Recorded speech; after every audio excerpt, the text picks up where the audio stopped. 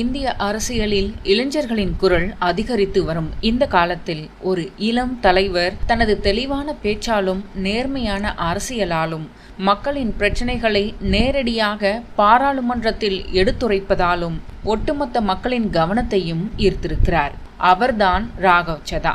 இவரை பற்றி தான் இந்த வீடியோவில் முழுமையாக பார்க்க போகிறோம். சரி, யார் இந்த ராகவ் சதா? இதுக்கு முன்னாடி இவர் என்ன பண்ணிட்டு இருந்தாரு, இப்போ என்னென்ன கேள்விகளை கேட்டிருக்காரு, இவரோட பேக்ரவுண்ட் என்ன அப்படின்னு பல தகவல்களை பற்றி தான் இந்த வீடியோவில் பார்க்க போகிறோம். இவரை பற்றின பல சுவாரஸ்யமான தகவல்கள் இந்த வீடியோவில் இருக்குது. கண்டிப்பாக அந்த வீடியோவை ஸ்கிப் பண்ணாமல் முழுமையாக பாருங்கள். இந்திய அரசியலில் சமீப காலங்களில் மிக வேகமாக வளர்ந்து வரக்கூடிய இளம் தலைவர்களில் முக்கியமானவர் ராகவ் சதா. இவர் 1988ஆம் ஆண்டு 11ஆம் தேதி டெல்லியில் ஒரு நடுத்தர குடும்பத்தில் பிறந்தவர். தன்னுடைய கல்வி திறமையாலும் தெளிவான சிந்தனையாலும் ஆரம்பத்திலிருந்தே தனித்துவம் காட்டியவர். சார்ட்டர்ட் அக்கௌண்டன்டாக தன்னை உருவாக்கி கொண்ட இவர் அதாவது CA படிப்பை முடிச்சிருக்காரு. கார்ப்பரேட் உலகில் ஒரு நல்ல கேரியர் வைத்திருந்தாலும் சமூக மாற்றம் கொண்டு வர வேண்டும் என்ற அவருடைய எண்ணம் அவரை அரசியலுக்குள் இழுத்து வந்தது.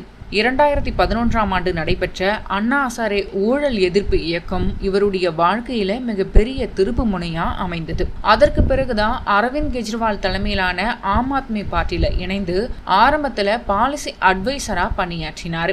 அதன் பிறகு நேரடியாக தேர்தலில் களமிறங்கி இன்று ராஜ்யசபா MP-யாக உயர்ந்திருக்கிறார். ராகவ் சதாவின் அரசியல் பயணத்தில் அவரை மற்றவர்களிடமிருந்து வேறுபடுத்துவது அவருடைய பேசும் முறைதான். பாராளுமன்றத்தில் அவர் பேசும் ஒவ்வொரு உரையும் பொதுமக்களின் வாழ்க்கையை நேரடியாக தொடக்கூடிய வகையில இருக்கும். குறிப்பா சமீப காலங்கள்ல வரி, டெலிகாம் சார்ஜஸ், இன்ஃப்ளேஷன் மற்றும் பொதுமக்களுக்கு நேரடியாக தாக்கத்தை ஏற்படுத்தக்கூடிய பொருளாதார கொள்கைகள் குறித்து அவர் தீவிரமா குரல் கொடுத்துட்டு வராரு. டெலிகாம் செக்டார்ல அதிகரித்து வரக்கூடிய கட்டணங்கள், டேட்டா விலை உயர்வு போன்ற சாதாரண மக்களுக்கு சுமையாக மாறி வரக்கூடிய பல பிரச்சனைகளை அவர் பாராளுமன்றத்தில் வலியுறுத்திட்டு வராரு. அதே போல வரி கட்டமைப்புல இருக்கக்கூடிய சிக்கல்கள், மிடில் கிளாஸ் மக்களுக்கு ஏற்படக்கூடிய அழுத்தங்கள் மற்றும் வேலைவாய்ப்பு பற்றாக்குறை போன்ற விஷயங்கள்லயும் அவர் தொடர்ந்து கேள்வி எழுப்பிட்டு வராரு. அவருடைய உரைகள் பொதுவாக டேட்டா மற்றும் உண்மைகளை அடிப்படையாக கொண்டிருக்கும். அதுதான் அவருடைய தனித்துவம். அதே நேரத்துல எளிய மொழியில பேசுவதனால மக்கள் எளிதில் புரிந்து கொள்ளும் விதத்துல இருக்கு. அவருடைய அரசியல் பணிகளில் முக்கியமானது பொதுமக்களுக்கு நேரடியாக பயன் தரும் கொள்கைகளை ஆதரிப்பதுதான். டெல்லி மாடல் எனப்படும் கல்வி, மருத்துவம், மின்சாரம் போன்ற அடிப்படை வசதிகளை மேம்படுத்தும் முயற்சிகளில் அவர் முக்கிய பங்கு வகித்துட்டு வராரு. பஞ்சாப் மாநிலத்தை பிரதிநிதித்துவப்படுத்தும் MP-யாக விவசாயிகள் பிரச்சனை, போதைப்பொருள் கட்டுப்பாடு மற்றும் இளைஞர்களுக்கான வேலைவாய்ப்பு போன்ற விஷயங்கள்ல கவனம் செலுத்திட்டு வராரு. இவருடைய முக்கிய நோக்கமே அரசியலை ஒரு சேவையா மாற்றுவதுதான். ராகவ் சதாவின் தனிப்பட்ட வாழ்க்கையும் மக்களின் கவனத்தை ஈர்த்திருக்கு. 2023ஆம் ஆண்டில் பாலிவுட் நடிகை பிரணீதி சோப்ராவை திருமணம் செய்து கொண்டார். இந்த தம்பதியருக்கு 2025ஆம் ஆண்டு அக்டோபர் 20 அன்று ஒரு ஆண் குழந்தை பிறந்திருக்கு. அந்த குழந்தைக்கு நீர் என்று பெயர் வைத்திருக்காங்க. மேலும் சமூக வலைதளங்கள்ல ராகவ் சதாவுக்கு கிடைக்கக்கூடிய ஆதரவு மிகவும் வலுவானது. குறிப்பா இளைஞர்கள் அவரை எஜுகேட்டட் பொலிட்டீஷியன் மற்றும் clean image leader, future of Indian politics என்று பாராட்டிட்டு வராங்க. அவரோட பார்லிமெண்ட் ஸ்பீச்சஸ் பெரும்பாலுமே வைரல் ஆகும். குறிப்பா telecom, tax, inflation, bank minimum balance penalty போன்ற பொதுமக்கள் தொடர்பான உரைகள் அதிகமாக ஷேர் செய்யப்பட்டு வருது. பலர் அவரை ஃபேக்ட்ஸ் பேஸ்ட் ஸ்பீக்கர் அப்படின்னும் நோ நான்சென்ஸ் பொலிட்டீஷியன் அப்படின்னும் குறிப்பிட்டு வராங்க. அதே சமயம் எதிர்கட்சிகள் அவரை பாப்புலிஸ்ட் பாலிடிக்ஸ் செய்துட்டு வராரு அப்படின்னும் விமர்சிச்சுட்டு வராங்க. ஆனாலும் அந்த விமர்சனங்களை விட அவருக்கு கிடைக்கக்கூடிய மக்கள் ஆதரவு மிக அதிகமாக இருக்கு. இவர் மூலம் அரசியலில் சில முக்கியமான மாற்றங்கள் உருவாகிட்டு வருது. இளைஞர்கள் அரசியலில் ஆர்வம் காட்ட தொடங்கியிருக்காங்க. பாலிசி பேஸ்டு டிஸ்கஷன்ஸ் அதிகரித்திருக்கு மற்றும் டிரான்ஸ்பரன்சி பற்றிய விழிப்புணர்வும் உயர்ந்திருக்கு.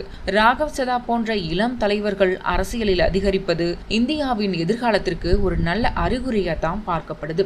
இறுதியாக ஒரு சாதாரண குடும்பத்தில் பிறந்த ஒரு இளைஞன் தன்னுடைய அறிவு, நேர்மை மற்றும் தைரியத்தின் மூலம் இந்திய பாராளுமன்றத்தில் ஒரு வலுவான குரலா மாறி இருக்கிறார் அப்படிங்கிறது தான் ராகவ் சதாவின் கதை.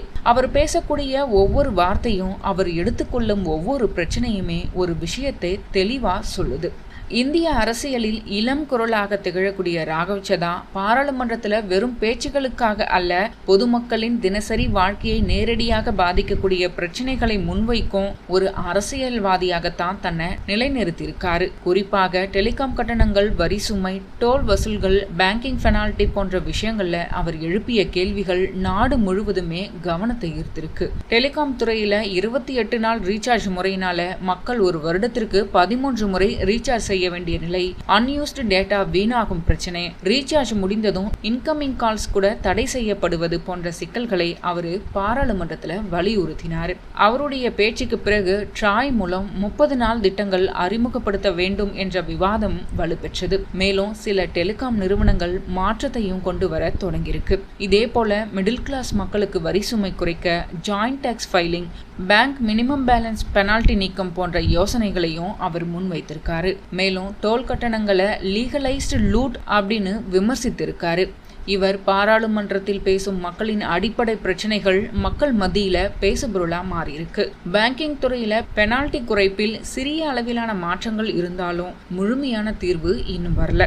இதனை மொத்தமா பார்க்கும்போது ராகவ் சதா எழுப்பிய பிரச்சனைகளில் சிலவற்றுக்கு பகுதி மாற்றங்கள் ஏற்பட்டிருக்கு, மற்றவை இன்னும் விவாத நிலையில இருக்கு. மொத்தத்துல ராகவ் சதாவினுடைய பாராளுமன்ற பேச்சுகள் பெரும்பாலும் மக்கள் மத்தியில ஒரு அவேர்னஸை உருவாக்கியிருக்கு அப்படின்னு தான் சொல்லணும். ஆனால் இங்கு மிக முக்கியமான உண்மை என்ன அப்படின்னா, ஒரு எம்பி பேசும் ஒவ்வொரு கேள்விக்கும் உடனடி தீர்வு கிடைக்குமா அப்படின்னா கிடையாது. ஆனா அது முதல்ல ஒரு விவாதமாக மாறி, பிறகு மக்கள் அழுத்தமாக மாறி, அதற்கு பிறகுதான் கொள்கை மாற்றமா மாறும். அந்த வகையில ராகவ் சதா போன்ற இளம் தலைவர்கள் அரசியலில் கொண்டு வரும் மிகப்பெரிய மாற்றம் ஒரு புதிய அரசியல் கலாச்சாரம் என்றுதான் சொல்லணும். டேட்டா அடிப்படையிலான கேள்விகள், டிரான்ஸ்பரன்சி மீது இவரது அழுத்தம் மற்றும் பொதுமக்களின் பிரச்சனைகளை தேசிய அளவிற்கு கொண்டு சென்ற இவரது பேச்சுகள் மக்களை கவர்ந்துள்ளது. இதனால் இவர் யார் என்று இவரை பற்றி தேடவும் ஆரம்பித்துள்ளனர். இவருடைய பல பாராளுமன்ற பேச்சுகள் சோசியல் மீடியாவில் அதிகம் பகிரப்பட்டு வருகின்றது. ராகவ் சதா போன்ற தலைவர்கள் மக்களின் பிரச்சனைகளை தேசிய அளவிற்கு கொண்டு சென்று அதற்கு தீர்வு தேடும் ஒரு புதிய அரசியல் பாதையை உருவாக்குகிறார்கள். அதனால் தான் இன்று பலர் அவரை மாற்றத்தின் குரலாக பார்க்க தொடங்கியுள்ளனர். ஒரு எம்பி பேசின உடனே சட்டம் மாறுமோ மாறாதோ, ஆனா அவர் எழுப்பும் கேள்விகள் தான் ஒரு நாள் நாட்டின் கொள்கைகளை மாற்றும் விதையாக மாறும். அரசியல் என்பது அதிகாரம் அல்ல, அது ஒரு பொறுப்பு. அந்த பொறுப்பை உணர்ந்து மக்களின் பிரச்சனைகளை நேரடியாக கேட்கும் ஒரு இளம் குரல் இன்று பாராளுமன்றத்தில் ஒலிக்கிறது. அந்த குரல் தான் ராகவ் சதாவின் குரல். இளைஞர்கள் அரசியலில் வந்தால் என்ன மாற்றம் வரும் என்பதற்கான உயிரோட்டமான உதாரணம் தான் ராகவ் சதா. இப்படிப்பட்ட இளைஞர்கள் அரசியலில் அதிகரித்தால், அரசியலின் தலைமை பொறுப்பில் இருந்தால் இந்தியாவின் எதிர்காலம் எப்படி இருக்கும் என்பதை கமெண்ட் பண்ணுங்க. இந்த தகவல்கள் பிடித்திருந்தா வீடியோவை லைக் அண்ட் ஷேர் பண்ணுங்க. இது போன்ற பல தகவல்களுக்கு நிகழ்மதி சேனலை சப்ஸ்கிரைப் பண்ணுங்க.